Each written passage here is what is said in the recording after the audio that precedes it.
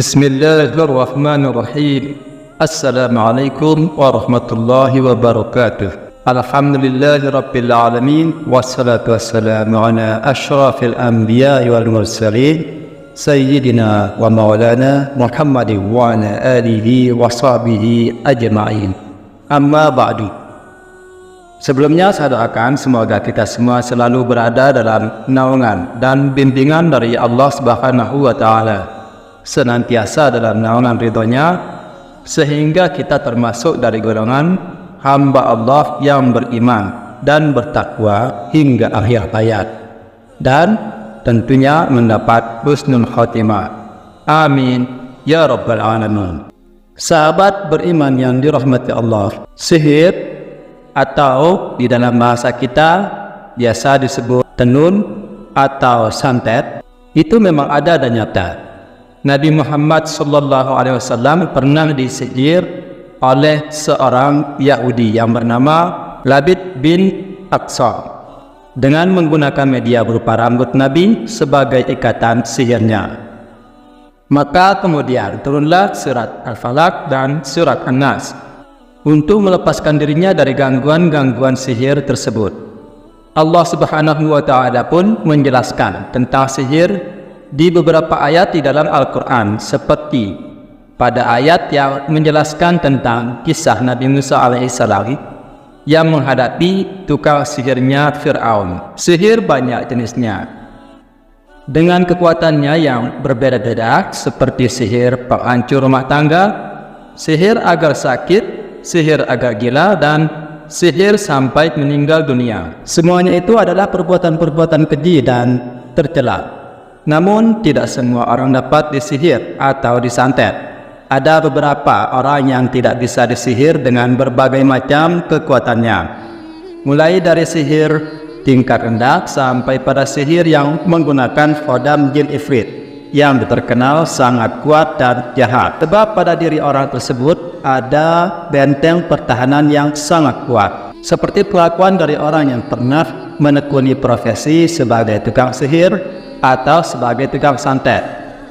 Berikut 5 orang yang menurut pengakuan mantan pelakunya tidak mempan disihir atau disantet.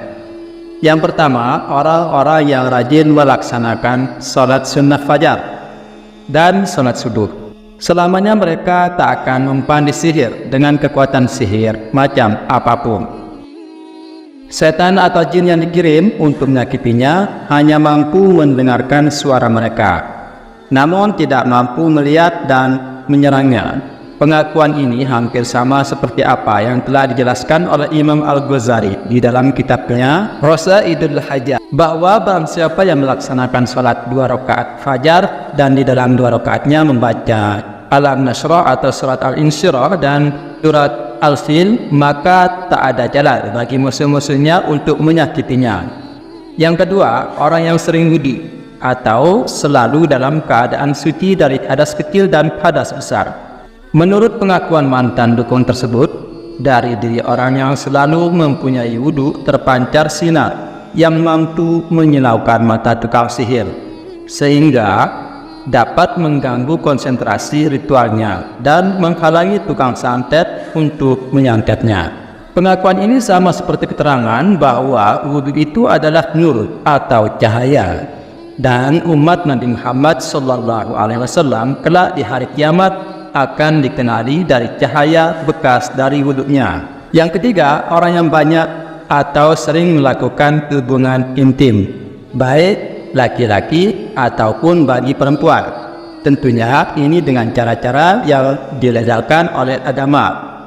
Menurut pengakuan dukun tersebut, sperma atau mani yang ada pada diri manusia ada rahasia mistiknya. Dengan mengeluarkan sperma dapat menguatkan roh atau jiwa seseorang, menjernihkan pikirannya dan meningkatkan kekebalan tubuhnya. Padahal sihir atau santet sangat sulit dikirimkan kepada orang-orang yang kuat jiwa dan jasmaninya. Oleh karena itu, sihir atau santet sangat sulit dikirimkan kepada orang-orang yang kuat jiwa dan jasmaninya, sehingga untuk menyerang orang-orang model ini adalah dengan cara dilemahkan terlebih dahulu. Keempat, orang yang tidak bisa disantet atau tidak bisa disihir adalah orang-orang yang hatinya senantiasa dalam keadaan pikirannya tenang, tubuhnya sehat, berbeda dengan orang yang selalu dalam keadaan susah, murung dan bersedih. Maka sangat mudah sihir atau santet masuk ke dalam tubuh orang tersebut. Oleh karenanya Nabi Muhammad SAW mengajarkan kepada kita satu doa. Allahumma a'udzubika minal hammi wal hazanin. Artinya, ya Allah, saya berlindung kepadamu dari kesedihan dan kesusahan. Penyebab al-hammi atau kesusahan, al-ghamm atau kesedihan adalah karena jauh dari Allah Subhanahu wa taala. Sering melakukan maksiat-maksiat kepadanya seperti berzina, mabuk dan lain sebagainya. Kemudian yang terakhir, orang yang tak akan mempan disihir atau disantet adalah orang yang membaca surat Al-Baqarah. Sekalipun itu dibaca hanya 1 kali dalam 1 minggu. Ini sama dengan keterangan hadis riwayat Imam Muslim. Rasulullah SAW bersabda yang artinya, bacalah oleh kalian semua surat Baqarah, karena sesungguhnya mengambil surat Baqarah itu adalah satu keberkahan dan meninggalkannya adalah satu kerugian, dan tidak akan mampu untuk menyentuhnya al-batalah. Al-batalah tukang-tukang sihir atau tukang-tukang santet. Al-batalah di sini dimaknai dengan as-safar, yang artinya adalah banyak tukang sihir. Kehebatan surat Al-Baqarah sangat luar biasa di dalam mengusir setan jin, dedemit dan semua jenis-jenisnya, menghancurkan semua jenis sihir dan sebagai wasilah penyembuhan dari segala penyakit, baik penyakit medis atau penyakit non medis seperti terkena sihir, hasad, ain dan kerusakan. Dengan seizin Allah Subhanahu wa taala, di dalam surat Al-Baqarah terdapat ayat yang paling agung, yaitu ayat kursi, dan 2 ayat terakhir surat Al-Baqarah yang semuanya telah mazkur tentang keutamaannya yang sangat agung. Di dalam hadis Suhaib Ibnu Hibban dijelaskan, sesungguhnya setiap sesuatu itu punya punuk atau puncak, dan sesungguhnya puncaknya Al-Quran atau puncaknya Al-Quran adalah surat Al-Baqarah. Barang siapa membaca surat Al-Baqarah di dalam rumahnya di malam hari, maka setan tak akan masuk ke dalam rumahnya selama 3 malam.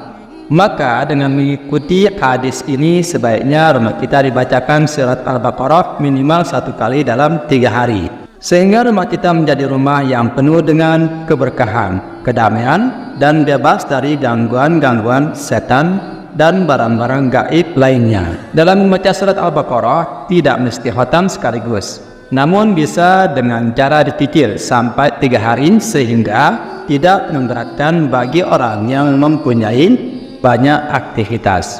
Demikian yang bisa kami sampaikan pada kali ini, semoga bermanfaat. Akhirul kalam, wassalamualaikum warahmatullahi wabarakatuh.